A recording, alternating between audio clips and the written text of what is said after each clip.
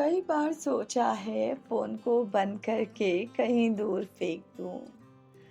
Not that I get a lot of messages and calls, पर ये जो आदत है ना वक्त बेवक्त फ़ोन करने की, it's a little too annoying। घर से दूर रहने से होने वाले नुकसान का अगर कभी कोई लिस्ट बनाए तो टॉप पोजीशन पे तो माँ के देर रात या early morning out of the blue calls होंगे which have you worried the moment your phone starts driving। आज की सुबह भी कुछ ऐसी थी। माँ जानती है that in spite of all our efforts, I'm not very good at waking up early। कोशिश तो माँ ने बहुत की to imbibe the values of this rhyme, early to bed, early to rise makes a man healthy, wealthy and wise।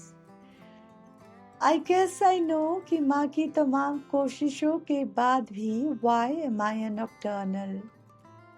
ना ही मैं man हूँ ना वेल्दी, हेल्थ का कुछ खास पता नहीं और वाइज से दूर दूर तक का कोई रिश्ता नहीं।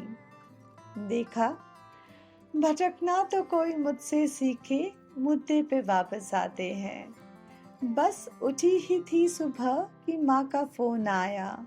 इससे पहले कि मैं कुछ बोलती माँ ने एक सांस में कह डाला, भूकंप आया था, तुम्हें पता चला? न्यूज़ में दिखा रहे हैं सुबह से।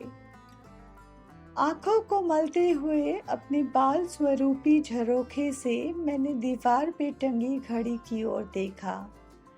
माँ की डांट से बचने के लिए अपने गले को फाइन ट्यून करते हुए मैं बोली, नहीं तो मुझे पता नहीं चला। मेरी इस बात को नज़रअंदाज करते हुए माँ फिर दोहराई, नेपाल, बिहार, दिल्ली इन जगहों पे भूकंप आया है। सुबह से बस यही खबरें चल रही हैं। एकाएक माँ का सारा ध्यान मेरी हाई राइज अपार्टमेंट पे गया। मन कचोलते हुए माँ बोली, ग्राउंड फ्लोर का फ्लैट लेना चाहिए था ना। अचानक माँ ने पूछा, तुम्हारे यहाँ इतने भूकंप क्यों आते हैं? ये सुनते ही मेरी आवाज़ में खनक सी आई। आखिरकार इतने सालों से जो पढ़ रही हूँ उसका कुछ तो फ़ायदा हुआ।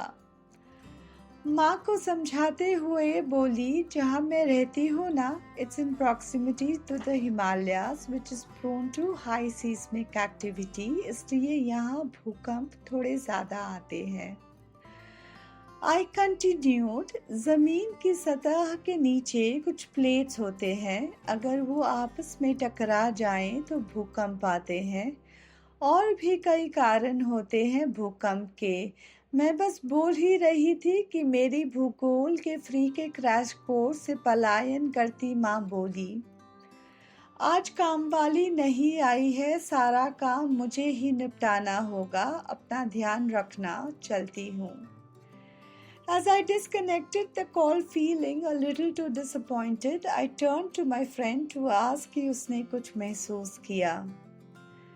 ठंड और धुंध दोनों को चीरती ठहाकों के बीच वो बोला, यहाँ इतनी ठंड है, भूकंप का आना हो तो आए, रजाई और कंबल से बाहर कौन ही निकलेगा।